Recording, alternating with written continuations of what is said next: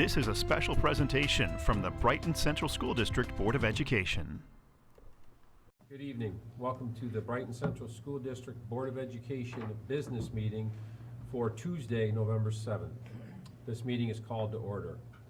To begin, we will provide the opportunity, as we do in each meeting, for public participation. Is there anyone here tonight who would like to address the board? Seeing no one, we'll move on with the approval of the agenda. All of you have received the agenda before you arrived here. Questions in regard to the agenda? Motion to approve? So moved. Moved by Susan. Second. Seconded by Esther. All those in favor? Aye. You've also received the minutes of the last meeting, October 24th. Questions or edits or changes to those minutes? Motion to approve the minutes as delivered? So moved. Moved by Carrie Lynn. Second. Seconded by Eleanor. All those in favor? Aye. Favorite way to start any public Board of Education meeting is celebrating people in our district doing great things. So I will turn it over to Dr. McGowan for the Brighton Believers Award. Thanks so much, Mr. Davis. Very excited that we continue to recognize Brighton Believers through the Brighton Believes Awards. The Brighton Believes Council selects nominees to receive these awards for demonstrating our Brighton beliefs: integrity, respect, responsibility, kindness, and self-control. And the award winners, as we know, are students, teachers, staff members, parents, coaches, and community members. Please nominate deserving individuals at pcsd.org. It is a wonderful way for us to start our meetings, but also to recognize all the great things that happen in our community and the great people that are making those things happen. Tonight is no exception. We are recognizing two Brighton Believers. The first is Nick Coulter. Nick, could you come on up? And Isabel Davies, who recommended Nick, if you could come on up also. Is Isabel here? Okay, great. Well, Nick is the CEO of Person-Centered Housing Options, as I said, nominated by Isabel Davies this past April. And she wrote, as one of the founders of Person-Centered Housing Options, PCHO, Nick has been part of a sea change in the way homeless people are seen and cared for in Monroe County. A housing-first organization, PCHO considers the whole person when working with clients. Their model has led to more long-term homeless individuals successfully transitioning to having a decent home than ever before. Even though it's often unseen, we have people struggling with homelessness even here in Brighton and in other suburbs. People who have no choice but to live in their cars or spend their days on buses and sleeping at bus stops. Though the county has an obligation to make sure all residents are housed, the reality is that the shelters are often full, and it can be especially hard for people who have been unhoused for a long time to find homes. Isabel writes, I first came across Nick when he was working with incarcerated women at Monroe County Correctional Facility. At that time, he was working on a project that helped to get incarcerated people free of sanctions with the Department of Social Services. This allowed people to leave jail with the possibility of receiving benefits immediately rather than leaving with nothing. I was so impressed with how smart this program was that almost a decade later, when I looked Nick up for a friend helping someone with benefit sanctions, I was immediately delighted to jump in with volunteering for PCHO. Not only is it successful in terms of its mission, but also really takes care of each staff member so that the work is sustainable. I believe that Nick has demonstrated so many of the traits that Brighton Believes values in his dedication to serving those who are most in need of dignity and care. Nick, his wife, and their two young children live in Brighton. What a great example for our school community, Nick, and such a contribution to the greater Monroe County area as well. Thank you so much.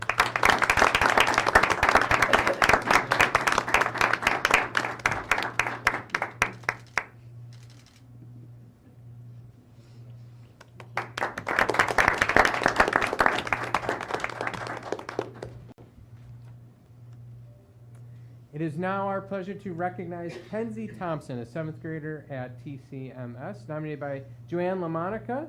We also have with us, by ASL interpreter Dana Griffin last school year. If I could invite them up along with Mrs. Edmonds, please.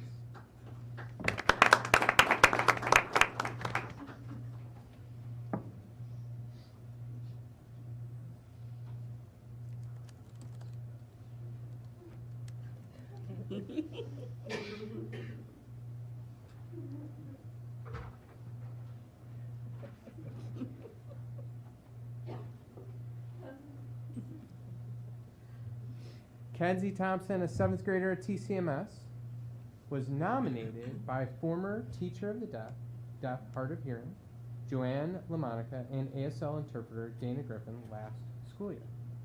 They wrote, Kenzie is a 6th grade deaf student at TCMS who truly exemplifies every single Brighton Believes character trait.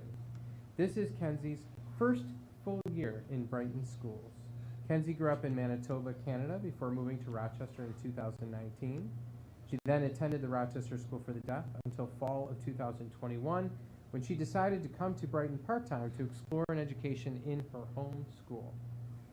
She then made the decision to transfer to Brighton schools full-time in April of 2022 to finish out her 5th grade year. The transition to middle school is significant for all students, but it was even more challenging for Kenzie as a new full-time student. She embraced the challenge and has made a significant impact in the TCMS community. She is one of the kindest, most empathetic, hardworking, and conscientious students we have ever worked with. The definition of grit, determination, integrity, and persistence. She has worked incredibly hard in all of her classes, maintaining A's and B's throughout the year. She's opened the eyes of TCMS community to better understand deafness, deaf culture, and American Sign Language. She started an ASL club and opened it up to all students and staff. She has recorded messages for the morning show to encourage others to come to ASL club, creating a welcoming environment for everyone. She understands what it feels like to have your first language be something other than English and recognizes that need in others as well. In her FACS class, she used that understanding combined with her incredibly big heart to assist a new student who only spoke Arabic. She opened her computer to Google Translate and began typing to communicate with that student, translating her typing from English into Arabic to help this student better understand what was happening in her FACS class. She assists her interpreter in creating a sign of the week to send out to the staff at TCMS to encourage communication with her. She was chosen to travel back to French Road Elementary this year to speak to the 5th grade class about the transition to middle school. All of Kenzie's teachers, as well as anyone who interacts with her, immediately comment on her positive attitude, willingness to take risk, openness to helping others, and high level of integrity and kindness for everyone. She truly looks at the bright side and comes to school every day with an open, can-do attitude. She is never held back by any challenge she may face. Kenzie is the first name teachers, staff, and administrators think of when needing a kind, respectful, responsible student who exemplifies integrity and self-control. Kenzie is so deserving of a Brighton Believers Award. I say congratulations and thank you.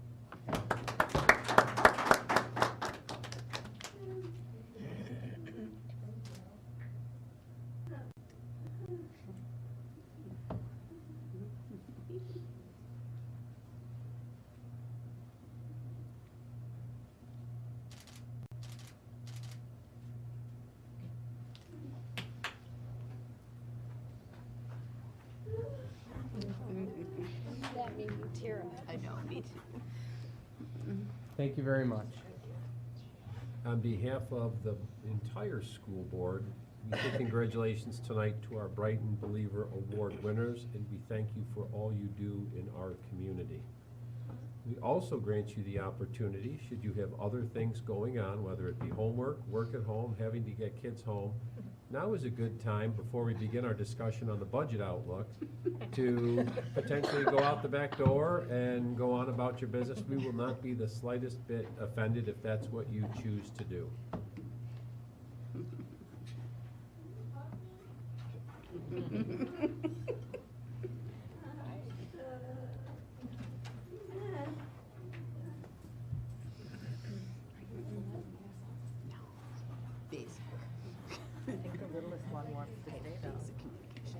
I know I had finger sign, I knew a few freezes. Yeah, he was. Enough to survive. Congratulations. Before we start with the budget outlook, I'll make a quick note that this meeting started at 5 o'clock, not because we were messed up on spring ahead, fall back, or daylight savings time, but because we'll do this public meeting at 5 o'clock, and we will be having a community forum, to which all are welcome, at 7 o'clock, to discuss pretty much anything people want to discuss in our community, and so that's why our times are a little bit different tonight. With that, We don't even joke anymore that budgeting is a year-round process. Budgeting is just something we do every month. And so as we start to think about what the 23, 24, and then 24, 25 budget look like, we'll turn to Dr. McGowan to have our first outlook into what's coming at us. I have the pleasure of just quickly introducing the topic, and then Mr. Alamo will jump in and, as always, give us a really good explanation and overview as to where things are at. But this is the first, as you mentioned, presentation of many that will happen throughout the year. And this is really just kind of the first crack at what it might look like and the considerations as we move into the budget process, sort of outlining that process, and again, what some of the data points are that we know now that we're considering as that budget is being built. As always, it revolves around our priorities expressed in the blueprint, our strategies for the year, our strategic plan that we live, that's directly integrated to our spending plan as well.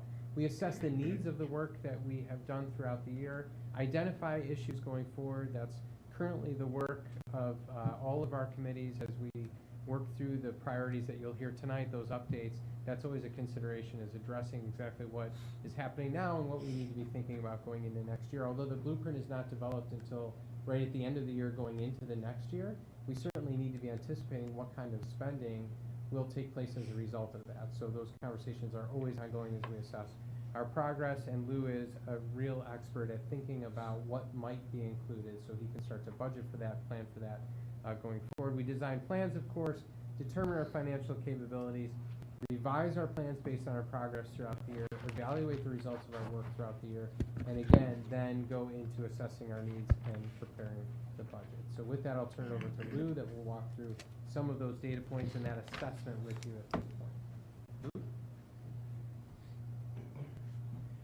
Good evening. So as we prepare for the Board of Education every month, we start our budget development process with looking at where we've been, how we're performing this year as the foundation for building blocks. If you look at the last couple of years where we've been spending our money as a district, obviously the most is in salaries and benefits, BOCES services, and then every other service and supply that's required for our operations and for our instructional program. So you can see the growth over the last couple of years where we've been allocating more funds, and then where our budget is. On the right-hand side of this shows where our margins are and where we budget for risk as we move forward. So looking at September of this year, just doing our first close of our first monthly close, we look at it compared to last year. How did we start off last year? And then we look at over the last couple of years. So how are we performing against our budget? These last couple of years, we've been building up, and we've been very transparent about building for the expiration of the federal funds. So that's where you see a lot of the fund balance that we're starting the year with, is with the phase out of the federal funds and the base budgeting within the general fund. So I feel confident where we're starting the year based on our recent trends, and as the board sees every month, we do an updated budget to actual and where we think how we think we're performing going into close out of the year. With that, obviously an important decision for the Board of Education is to where to allocate funds. I showed this last year, and I think it's important to show again this year of where our financial position is relative to where it was before the capital improvement project in 2017. So if we look back to 2017, you could see where the board allocated most of its money.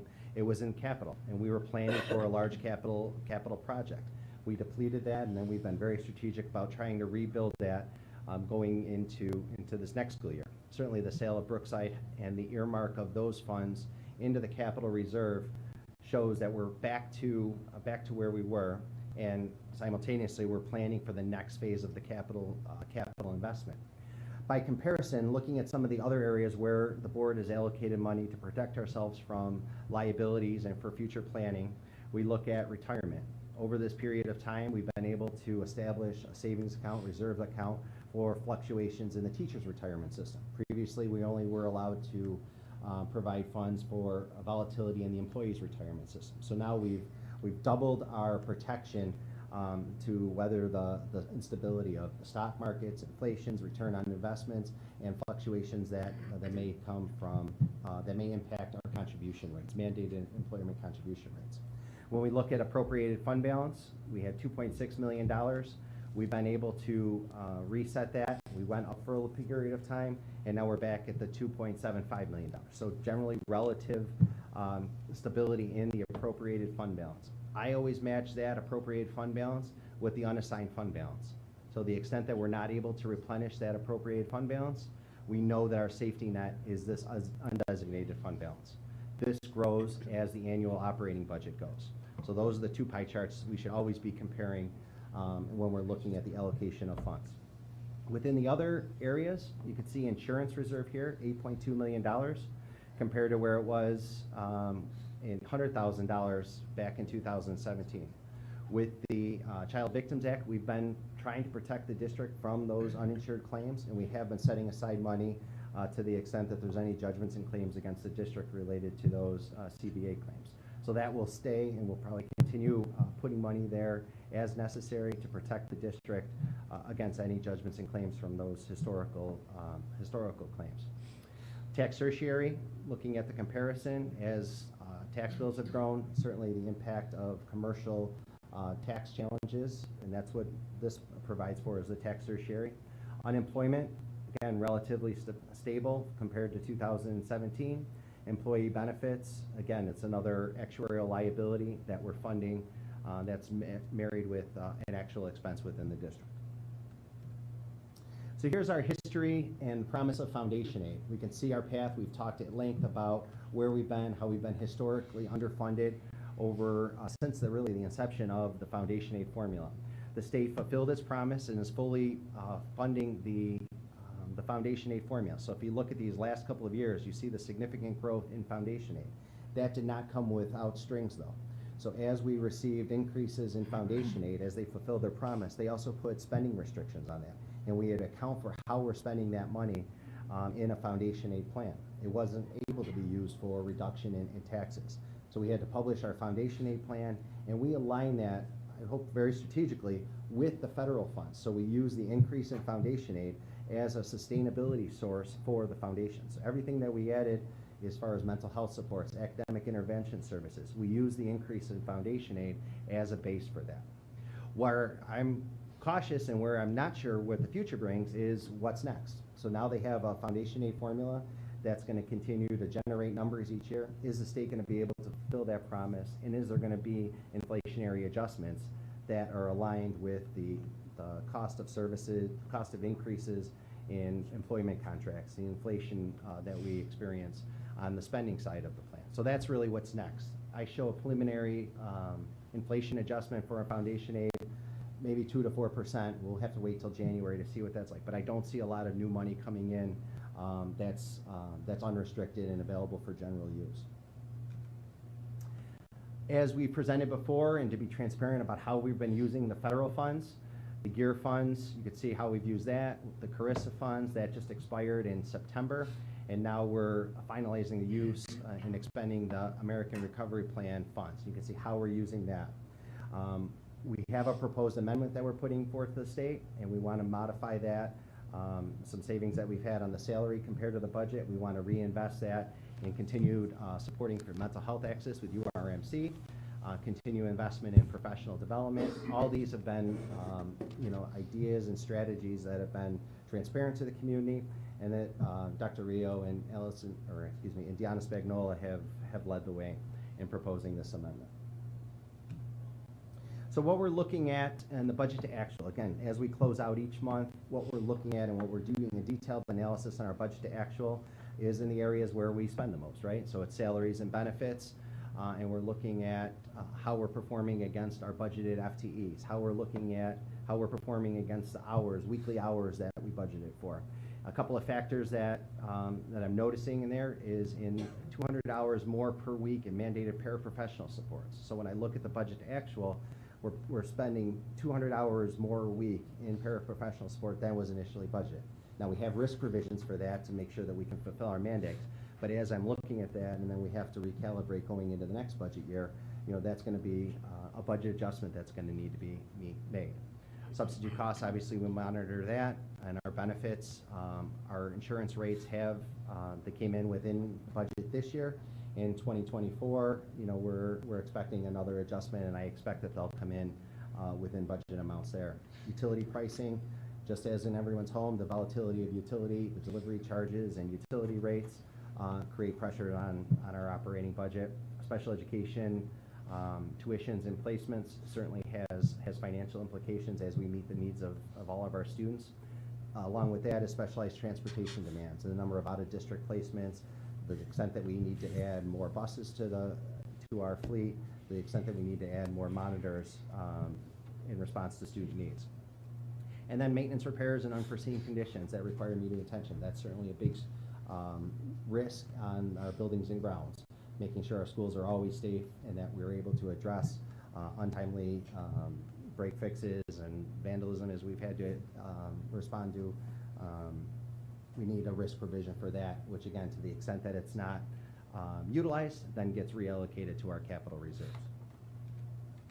So as the foundation of our budget, we look at enrollment projections, and we presented this briefly at the last budget calendar and guidelines. And we're looking at impacts on class size based on enrollment. Generally, we see stable enrollment, slight increases overall, and what the staffing impact may be next year, and looking at the class sizes, the base result, and what one additional teacher may impact that, or a reduction of a teacher, how that impacts class size. So that's something always we look at, and we collaborate with our building principals. Again, where we're spending our money, a more disaggregated look at how we're spending our money, salaries and wages, and I broke down, percentage of the budget that's allocated for each of the point. This year I looked at benefits and disaggregated that a little bit more, looking at the benefits that are contractual, what we negotiated in our collective bargaining agreements, and the benefits that are tied to payroll. So the extent that there's any changes in these categories within salaries will have a direct impact on these benefit line items. And then we look at BOCES, debt, capital, and then supplies and services, which we disaggregate on a monthly basis for the board and our spending trends. On the right, you look at just our preliminary high-level assumptions. You can read those. Those are what I'll use in the January, kind of the rollover budget is what we used to call it, but that's our preliminary budget. But again, it always considers our budget to actual projections first, not just building on the base budget. We've showed this for many years now. So again, we're considering another capital and project. The voters generously approved a $19.5 million plan in May of 2023. We're proposing and building phase 2 of that, which we're hoping to present to the community in February. That would be a full reinvestment of that fund. So we would have stability within the property tax cap and the exclusion that's related to capital projects. This is our preliminary tax cap calculation and projections for the next couple of years. Again, looking at the factors that go into the formula. It's not a 2% formula, that's just one factor within there. So we look at the tax-based growth factor, which is really nominal for the Brighton Central School District, the properties within there. We assume the 2% inflationary adjustment, and then we look at the estimated changes in the capital exclusion. So this year, the tax cap number, based on a drop-off in some of the exclusion, would be 1.75%. And we're looking to, again, keep these numbers where I have highlighted the impact of the capital levy exclusions consistent. What fell off this year from the capital, which we had really no control over, is the completion of the BOCES capital project. I think the Board of Education took a tour of that. They saw the results of that. But now we have stability within the BOCES, a rent and capital, and that large capital exclusion fell off. Okay. So as we conclude our preliminary analysis and our budget to actual, then we look forward to kind of the next steps in the process, and we begin to, as I hear and listen for the plans that are being designed by the Board of Education and the superintendent in collaboration with our instructional leaders, costing those out, developing the impact on, or assessing the impact on those on the preliminary budget. Any questions? No, first of many discussions on this, Lou, of course, and we'll continue to get updates as we hear from the state. And it's logical to me that we've got the budget outlook as agenda item 6, and then agenda item 7 is the blueprint. Because as Dr. McGowan always says, our spending shows our priorities. So we'll talk about our priorities next. Any questions from the board with regards to this first budget outlook? Thank you very much, Lou. As noted, we will next do the Brighton Blueprint Action Plan updates, and we've got the area leaders in those categories coming up to do that, I believe, correct? Allison's gonna kick them off. Hi, everyone. I'm going to start us off Evening. tonight. Our blueprint, as has been mentioned throughout the evening already, is developed through gathering feedback from our community and from our staff, and through a process in the summer, through our blueprint day, through our work with our board, our leadership team. And we arrive at the priority areas that drive our focus for the year. So I'm just going to give a brief overview and let you know who's going to be speaking tonight for each one of the priority areas, and then we'll rotate through some of our updates. So the updates aren't meant to be every single blueprint item under each category, but really just the work that's happened thus far into the school year. So we'll present several updates throughout the school year, and you'll get a snippet through each time that will kind of give you the overarching picture of the work. So mental health and wellness will be presented by Deanna Spagnola tonight. I will present on academic excellence. The student and family experience will be presented by Jeff Green. Staff support and collaborative culture by Caitlin Feeney, and safety and planning for the future, Lou Alimo and Teresa Moser. So I will let Deanna kick it off for us tonight.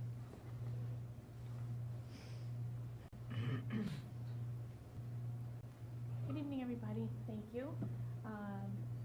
Up there, you'll see our overview for mental health and wellness. And while I'm speaking about this particular area, I would be remiss if I didn't highlight and thank Caitlin Feeney's leadership and work with each of the buildings, with each of the mental health teams, with administration. The highlights that I'm going to present next, really her leadership and the work that she does day in and day out, boots on the ground with that. She's moving this forward every single day. So thank you, Caitlin, for all your effort and continued effort ahead. As I highlight, going through our slides here regarding mental health and wellness, I think it's important to summarize all of our slides that we're working on. And it really is about access to the support. It is about our continued development of capacity of our staff and cultivating more capacity, cultivating more collaboration around the area of mental health and wellness. So I'm not going to read every single slide, every single bullet. There's a highlight of things that have happened. Many of these things actually began the very last week in June and into July with our mental health teams. Some of these pieces here are going to actually be staff meetings with individual buildings. One of the pieces to really highlight is that our entire staff on Superintendent's Conference Day participated with an overview of the URMC partnership, so people could understand when they hear us talk about Gallisano, when they talk about our partnership, how do we get to that? Our entire staff participated that first day, learning that overview, and I really thank the district too for dedicating that time on Superintendent's Conference Day so that people could hear about this important resource that we have access to, including the fact that we are now increased to 2.5 days, so our students can receive service that way on site at the high school. And that again is for grades 6 through 12. But that doesn't mean that K through 5 is left out of the process, because there are individual student, family, and building needs that are addressed through the collaboration, through the partnership, which has been very, very beneficial to all of our teams.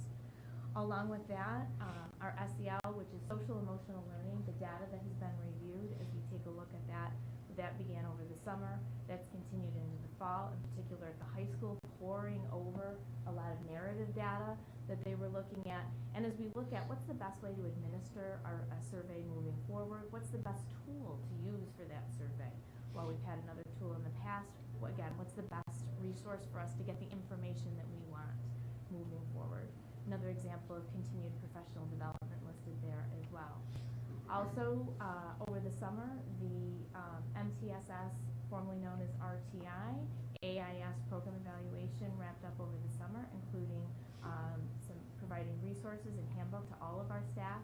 And in particular, I'd like to highlight that we're again back to that word access, looking at putting resources, paperwork, process, procedure available to all of our staff members in an easier access format through the team's management system, so that people could get, how do I get to it, how do I know what to do? It's all listed right there. So again, focusing in on that access, collaboration, and capacity development. Thank you. All right, now up with academic excellence, and we revised our goal a little bit this year just to include some components of the profile of a graduate, which I'll talk about briefly, and you'll see some pictures, but the work that Curriculum Council led last year around looking at expectations and desires for our graduates when they leave us as 12th graders and beyond. So just a little bit more talking about the skills and attributes that students possess as they make their way through their academic career here in Brighton. And some of the objectives that I want to focus in on tonight are the work that we have started already this school year. So a big piece of our work through our academic excellence this year is continuing the work around transfer goals. And last year, through the support and work and teamwork of our instructional leaders and team leaders and coordinators, we created transfer goals for all of the content areas across the district K-12. And this year we're focusing on one transfer goal for each content area, and at K-5, 2 transfer goals, 1 ELA, 1 math. We're looking at now aligning what student work looks like across the journey for our students as they work towards this transfer goal from kindergarten all the way through 12th grade. And we'll be collecting some student work and looking at that as a district in April, and hoping that continues to drive some curriculum conversations around the strengths and the needs of our students and helps us to align our work across K-12. We also, as I mentioned a few minutes ago, have been continuing our work around profile of a graduate. So we developed that image last year with all of the words, a lot of work of Curriculum Council, but now it's about rolling it out in our school buildings and our classrooms and our community. So you'll hopefully have seen that at curriculum nights, our PTSA meeting, in classrooms and school buildings, and a video that was put together on opening day for our staff, and we'll continue to work on that throughout the school year as well. We had spent a lot of time around culturally responsive professional learning over the summer and into this new school year already. We had worked with Recenter in 3 of our school buildings on Superintendent's Conference Day around different topics you heard presented at our last principal updates, I believe, and the equitable grading practices happening at the high school. So we're making sure that our professional learning for our teachers are aligned to all things culturally responsive. So everything that falls under that umbrella put forth by New York State Ed, and we're making sure that we offer the opportunities for all staff to engage in that work and that thinking together.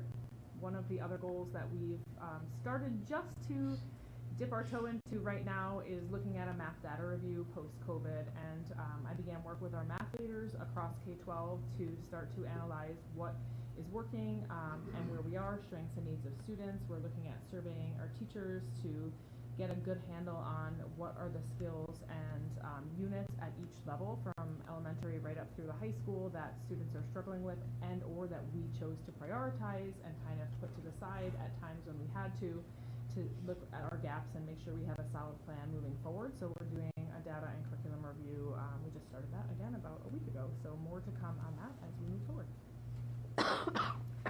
And then a big piece for academic excellence is our elementary Tier 1 ELA program, and in particular at 1st grade, 2nd grade, 3rd grade, and 4th grade, our teachers have been working extremely hard to implement a new curriculum called Wit and Wisdom.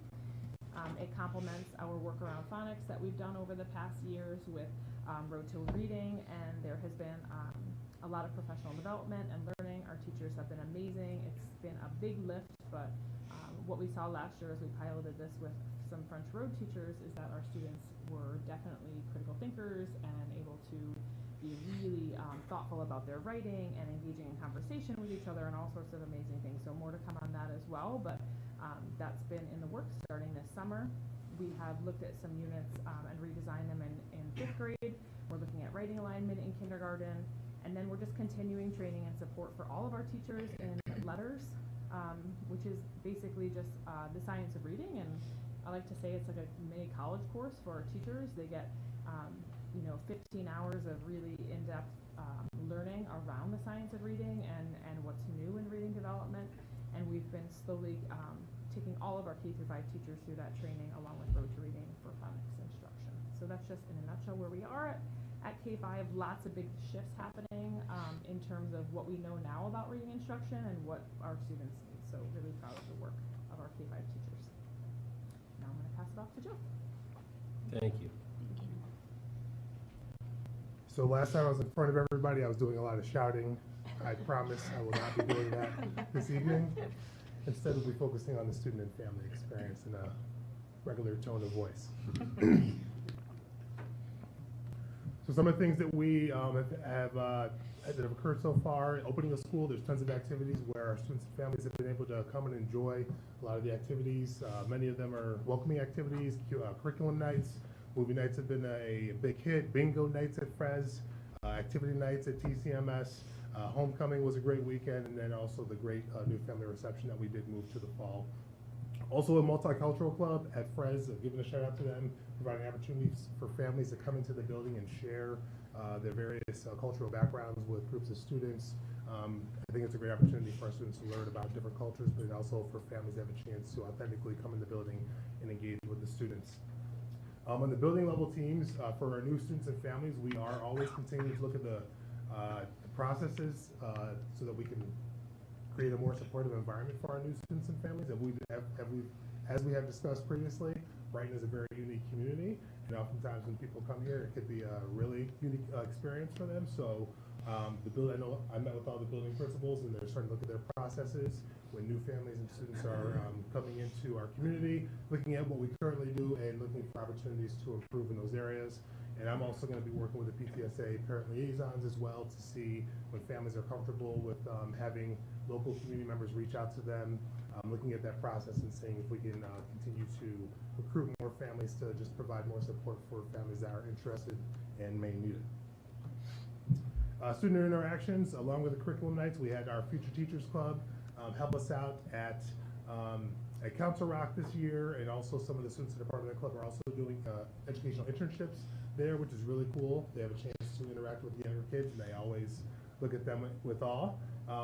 There's also a new club at the high school, PrepWorks Tutoring, which is designed to not only have students help give tutoring at the high school, but they've also been working with our TCMS students after school. We've gotten that started, and it's really, really cool. We have a chance to have some of our upperclassmen coming and working with some of the students that may need some additional academic support. Oftentimes, as we all know, students will listen to their peers or someone that is a peer much more than us adults who are boring and can easily turn kids off. But that's our job. We're going to continue to do it. Parent feedback. I know that Deanna spoke about looking at other systems. We are currently looking at other systems of gaining feedback from families. It's an area that we want to continue to grow. And I know our school-based equity teams are also still looking at the panorama data from last school year. It's a work in progress, but we want to continue to get feedback from our families and figure out ways that we can make their experience for them and their families better here in Brighton. Student transitions. We started a new process, and this is kind of connected to some of the work in the committee that I did last year with the team. But we started a new protocol with our students in the tutoring center, which has been really, really helpful, where we are having sit-down entry meetings when they are joining us, and it's really provided us an opportunity not only to just review kind of expectations, but really to, in those conversations, it's been a really great opportunity to provide a supportive space for the students to be able to express like what's going on with them, what are some of the additional needs that they have, and we've, as with the building level teams, we've been able to make some real supportive plans for some of our students that are in challenging situations. So we're really, really proud of that process that we started, and we look to continue. And hopefully, as we build relationships with our students and figure out what they need in order to prevent them in some of these challenging situations, hopefully we can reduce some of the repeat situations that may come up with student behavior. We also have myself and the building principals do check-in meetings at the K through 8 level with our new urban suburban families. That's where our new families enter. And really, it's always a great opportunity to talk to the students and learn about what their transition is like to our school community and their families, and learn about different things we need to work on. Transportation is a great segue to the student access portion.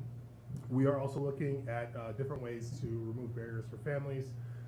I know that Dr. Malloy, who is now in Director of Student Operations, who transportation is under his umbrella, has been working with me along with Lou to look at ways to relieve some of the barriers, especially with our urban suburban students. Transportation is a big one that comes up, and we're looking at opportunities to be able to work in that area. He's been super helpful in going back to the tutoring center when students are with us. Oftentimes, traditionally, we have our families drive and pick up students. We are having more and more families that are working and unable to do that, so we are looking as a district as ways to be able to provide support to them so we can support them while they are with us. Brighten Your Wardrobe is also moved upstairs. It's been great. There's been several families, shout out to Julian and Julie, and Andrea as well, and anybody else that's been helping, all the community members that have been bringing clothing. But it's really been great. The idea is to, move from Brookside here. It's been really beneficial because, especially at this campus with TCMS and BHS being right here, we're able to walk students over. Just this week, we've serviced 3 different families that are in need, and it's a really, really great opportunity to, our mental health members, our administrators, they know when students, they're the first ones to know when students and families are in need. And we've also had many families reaching out to me directly, which is great. So we want to continue that. And then field trips, I know that on our district-wide equity committee, we are looking, there's a lot of feedback around access, looking at the cost of some of our trips, looking at ways to do fundraising or to provide more scholarship opportunities to possibly the Brighton Support Fund. We're just recognizing that costs are going up, and we have more and more families that are struggling to be able to participate in all these activities. We want to be mindful of looking at ways to either provide assistance, maybe bring the cost down, but also keeping the integrity of the great experiences that students have the opportunity to do here. So that's all I have for tonight. Good to see everybody. Thank you. Thank you. Thank you.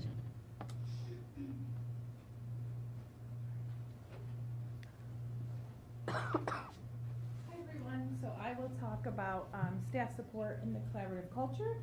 So this area is really focusing on our faculty and staff and ensuring that they have opportunities to connect with each other, that they're feeling valued, and that we're really fostering a sense of belonging and joy.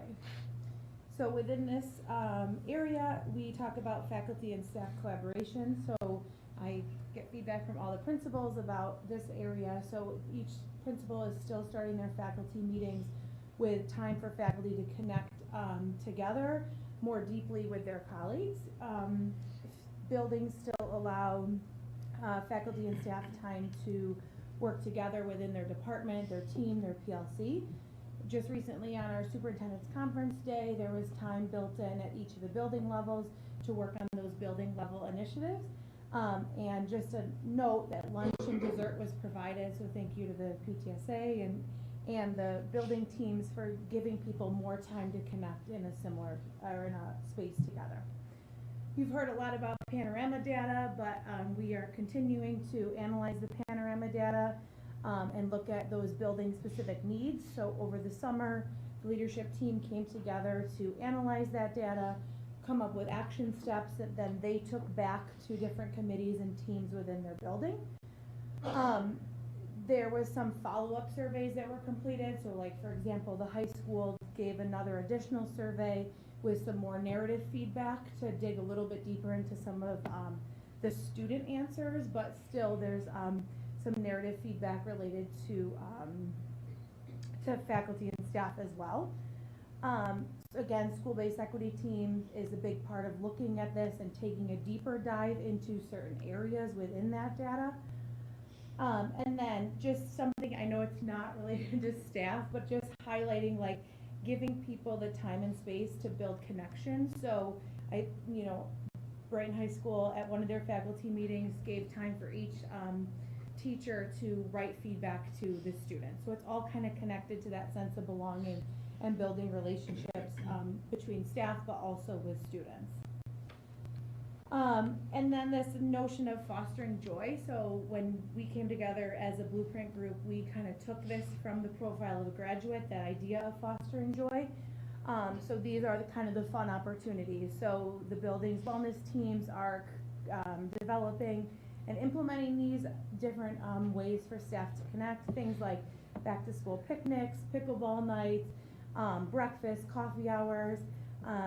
The high school started a Schoology page about what's brewing, just to give staff another space to connect. Different types of competitions like door decorating or even guessing the teacher from their childhood Halloween costume.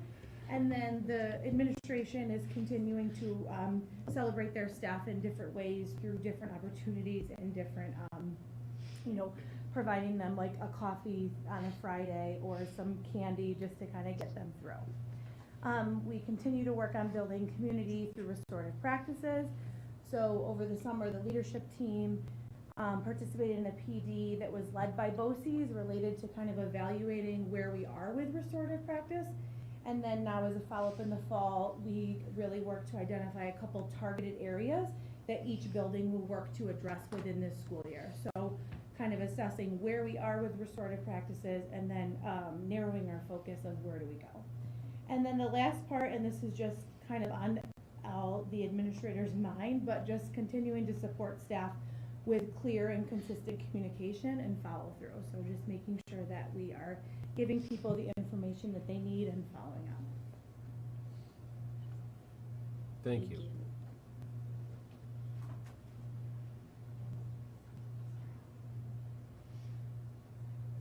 All right, good evening. So I'm going to present the security and safety portion, and then Lou's going to come up and present about the future. So we did adopt across all buildings this year the shell card. It's a New York State shell card.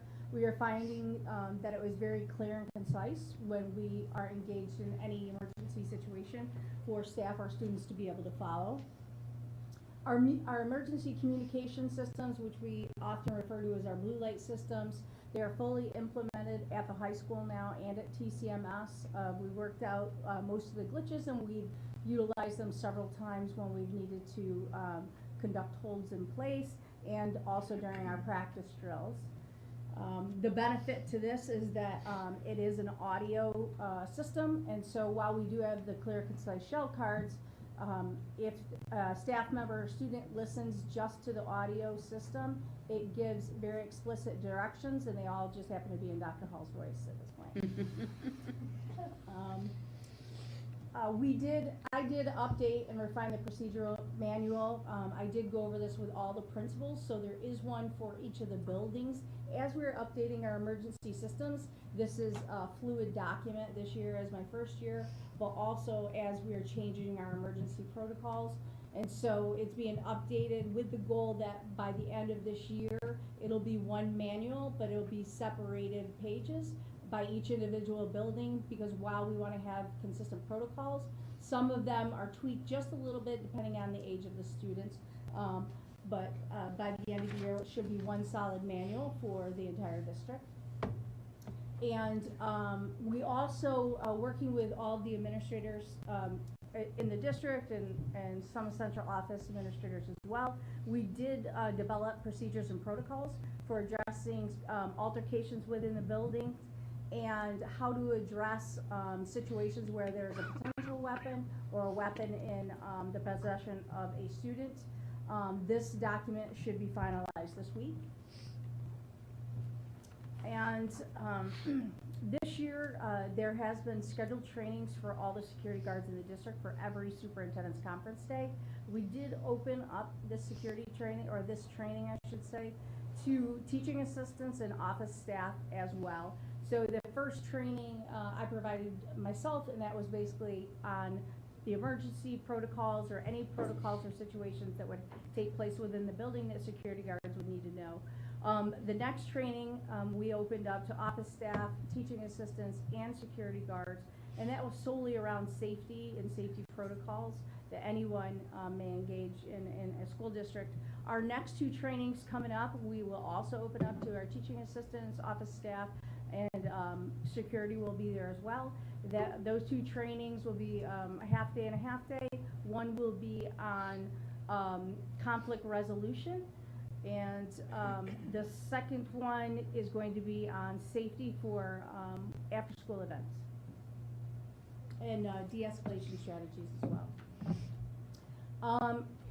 Rob Luce and John Novelli have been great individuals to partner with this year.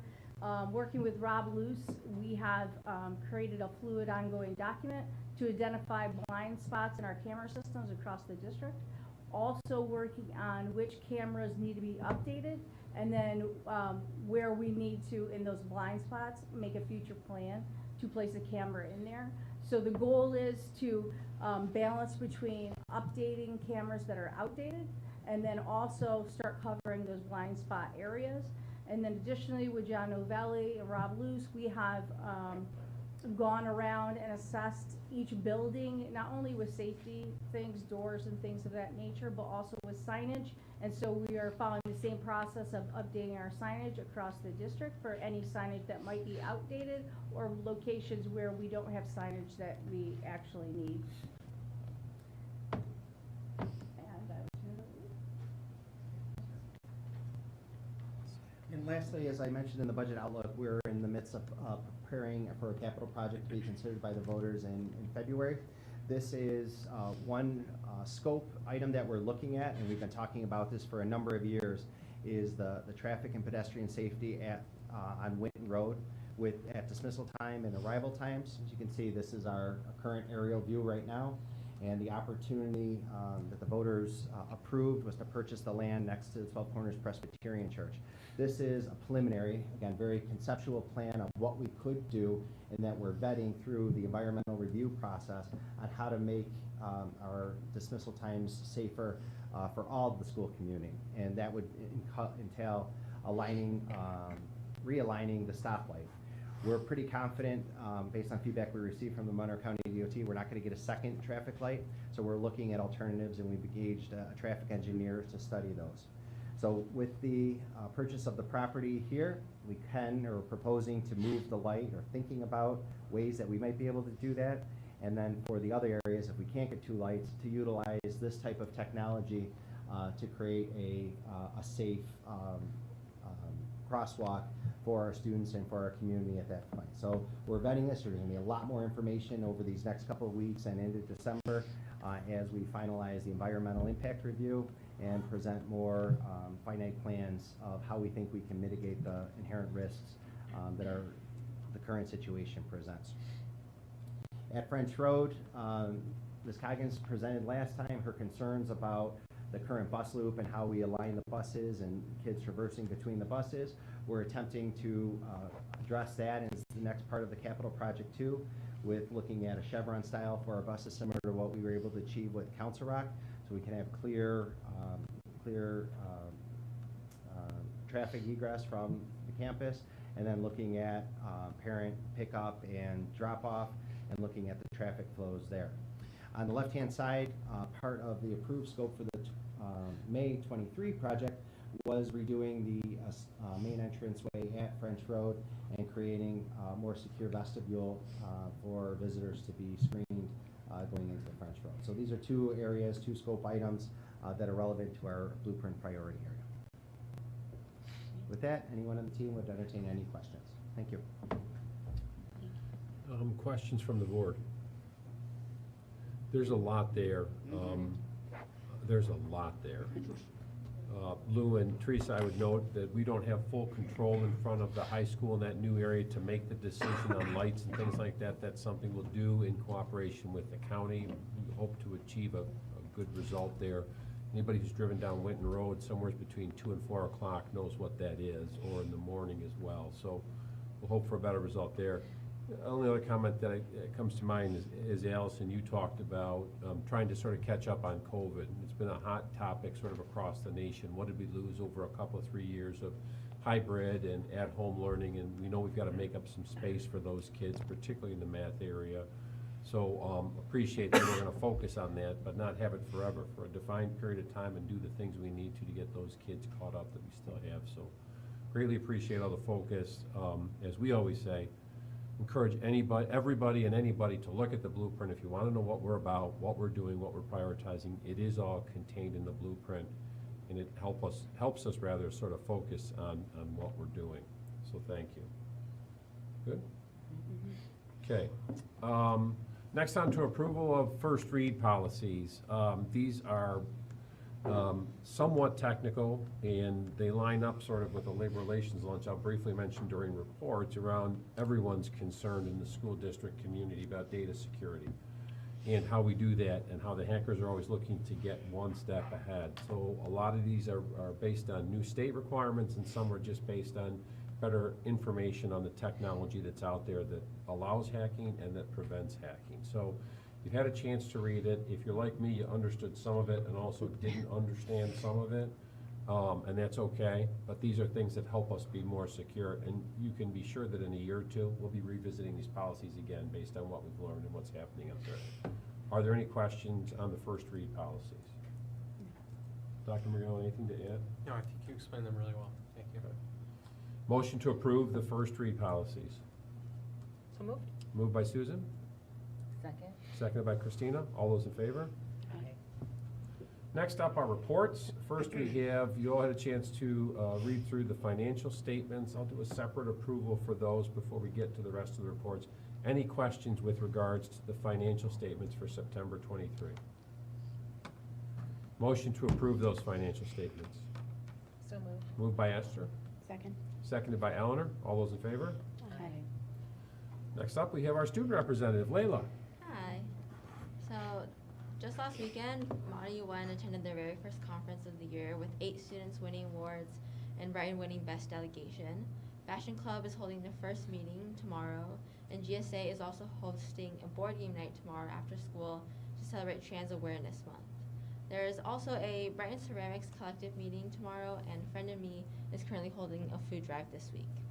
As for sports, Brighton Rowing just wound down their fall season with 17 students placing in their final fall meet, and winter sports are currently gearing up. As for Executive Council, they are currently in the process of planning their second Battle of the Bruins. And in other news, the Galaxy Art and Literary Magazine is currently hosting a writing competition, and Natural Helpers Retreat was just this weekend on the 4th. Like our blueprint, there's a ton of things going on. We appreciate the update, Layla. Thank you very much. Board of Education. First is the Monroe County School Board Association, different committees. I did labor relations, not surprisingly as relates to the policies. We had an overview called Code Sentinel, Defending the Virtual Gates, and we heard from an attorney familiar with cyber law and the CIO at Pittsburgh talking about the different things that are happening on there, out there with regards to cybersecurity in school districts, things that are happening, districts that have been held hostage in other states. And it was just a scary presentation, the different things that are out there. Be really clear on that. I am so happy to have Teresa in place and Lou working with her to try to stay a step ahead of all of that. But there's nothing comforting in those presentations. It's just, there's a lot of stuff happening out there, and we've just got to work to stay ahead and maintain that as a priority.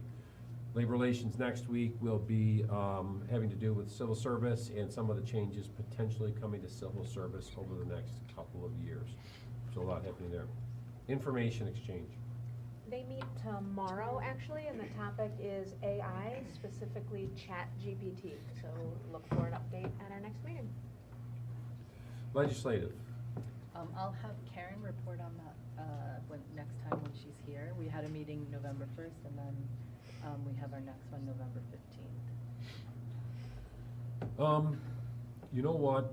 Like, I think Mark had a drop the mic moment for BOCES. We need to do a BOCES update here. A bunch of us had the chance to spend the morning there last Thursday, I think it was. Just amazing staff, even more amazing students. Just saw some fantastic things. Really proud of our partnership with BOCES. And there's things on the business side that help us, you know, be really efficient and fiscally responsible. But the things that are happening over there with kids, some kids with some profound needs, and the staff comes in all shapes and sizes, kinds and colors, and they're just all fantastic to a person. It was just wonderful. I didn't get to do the whole thing. I got most of it. Christina got to do most of it. A couple of you got to keep on going through it. Anything you want to add? It's just really informative. It's impressive how much that's available to our students and how they're being serviced. It's very impressive. And I think that the changing perception of BOCES and what it represents for students, it was absolutely exceptional. And the dedication of the teachers and staff is really, really high caliber. It was a wonderful experience. Anybody else? Thank you. And thanks to Mark Kokanovich and Kim for helping us get all coordinated. Carolyn, I'll start down there and work this way. Are there any other board member reports or activities you want to do a quick update on? Nope, next week we have curriculum council, so I'll update next meeting. Great. Nothing new to report. We did have a school-based equity team meeting. We continue to review the qualitative data of the responses that we received from the climate culture survey given to the students at the end of last year. And we decided to focus on encouraging students to become involved in focusing on those students who are not currently involved in a club or some type of activity at school. Our research shows that the children who are connected to one or more clubs have a better sense of belonging. And that is the theme that's kind of gone across the board to the other committees that I'm a part of, Curriculum Council and Hiring Practices. Same thing, trying to, we're doing our best to review our action points from last year in our Hiring Practices Committee, and exploring ideas of creating affinity groups for our staff of color, and continue to explore additional ways to create a sense of belonging for our current staff. Great. I had the opportunity to attend our district-wide safety committee meeting, which is led by Lou Alimo. It's a wonderful meeting. I look forward to them when they occur. We have representation from all the schools, Brighton Police, Fire Department, and community member representation as well. We did an overview for the group of what's going on and also some brainstorming for future projects. We discussed the installation of the emergency communication systems and the standardization of those throughout the district. The highlight, I think, was, I mean, you've heard it before, but Teresa Mosier's appointment as Director of Student Safety. Everyone, police, everyone is just singing her praises, and we're very, very fortunate to have her in that position. That's echoed by, I think, every committee I've been on. We discussed briefly, these are sort of some more brainstorming things, we discussed the increase of students and community members who are on Brighton properties and on the school grounds, not only after hours, but in the overnight hours when things are dark and the lights are out. And so we discussed a little bit about some troubleshooting there with how to address that. And we also addressed the hawk system that Mr. Alimo just alluded to with crossing between the high school and the new exit point with the newly acquired land. So it was great to hear from Brighton Police and Fire and our community members their thoughts on that. Do you want to quickly say something about vaping? I think we actually did touch on vaping. Vaping seems to be pervasive right now, a topic that I'm being called on a lot for. We in Brighton have been fortunate to acquire some vaping detection devices, which I think is the envy of all the other local districts. And so you can thank Dr. Tom Hall for sort of spearheading that project, because it actually is able to detect. Oh, Teresa Mosier, once again, like I said. So that's really exceptional because it helps us, like, you know, sort of start to curb the habit by finding our students who are using vapes during the school day and then pointing them in positive, restorative directions, like myself at the Center for Community Health and Prevention. Thank you. Moving on. Thank you. Christina? I don't have any reports, but I have a Teacher Center Policy Board, Audit Committee, and the first Social Studies evaluation all coming up in the next few weeks. So, let you know. A bunch of stuff going on in construction, and then one or two of us will be involved in the search for the new athletic director, so we'll do updates on that as appropriate. And we'll go over to Nicole. Okay, I'm gonna hit the highlights fast. Okay. Okay, Council Rock is all about habits of mind. So Mrs. Tisa in the garden, Friendship Garden, planting some bulbs, thinking independently.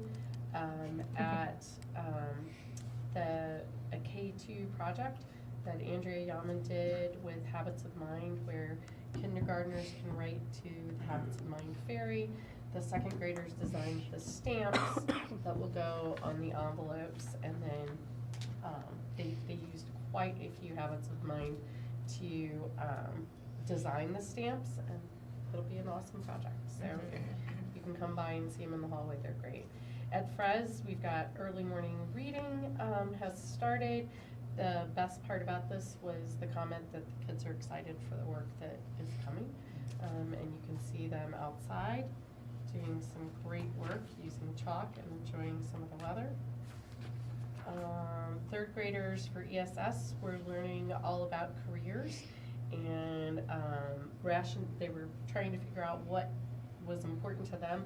Hold on to that thought because it's going to come back at the high school. So you can see a lot of thinking there about different careers, the good, the bad, the danger. In Mrs. Giordano's class, they are working on one of the Facing Challenges ELA unit. So you can see some great thinking, and there was a short video clip about how they are thinking about intrinsic traits and extrinsic traits. And they're having a lot of fun, lots of smiles.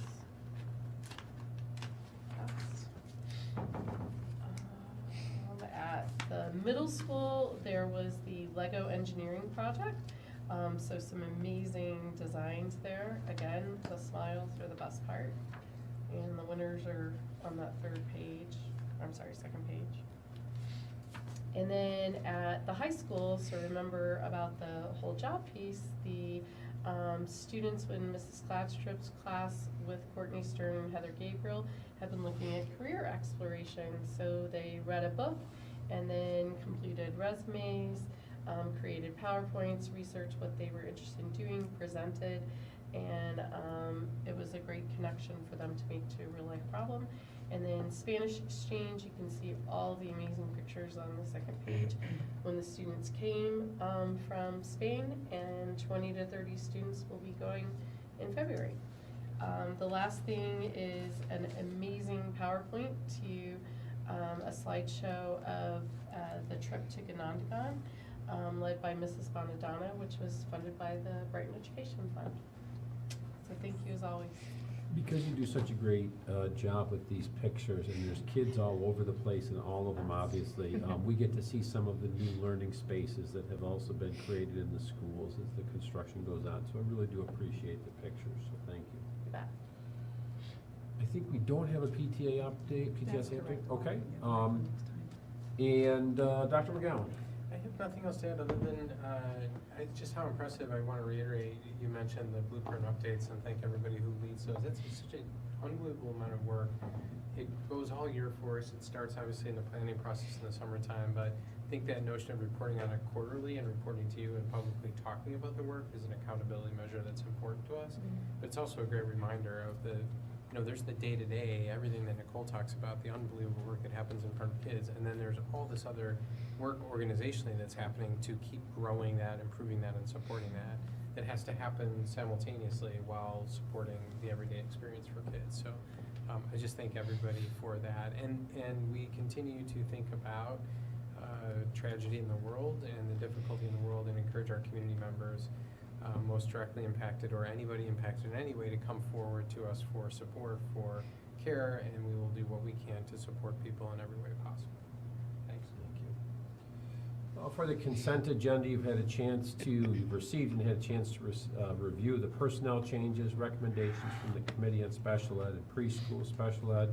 There's a number of fundraising activities, all eating opportunities for those of us who like to eat, so that's good news. And then some field trip approvals on here for the Spanish trip to New York City, the Quebec City trip for French, and AP Literature trip to New York City, and the girls tennis individual state tournament. So again, the theme for tonight, there's just a bunch of stuff happening and great ways to support the school community. Any questions with regards to the consent agenda? Motion to approve the consent agenda as received. So moved. Moved by Carrie Lynn, Second. seconded by Esther. All those in favor? Aye. Before we adjourn, just a thanks to Violet, Mike, and Bill for getting us set up and taking care of us, Kim, our clerk extraordinaire, and Dan in the back corner for always coordinating all this stuff. So appreciate all the work that goes in before the meeting actually starts. Thank you to all of you. Motion to adjourn. So moved. Moved by Susan, Second. seconded by Esther. All those in favor? Aye. We are adjourned. This has been a special presentation from the Brighton Central School District Board of Education.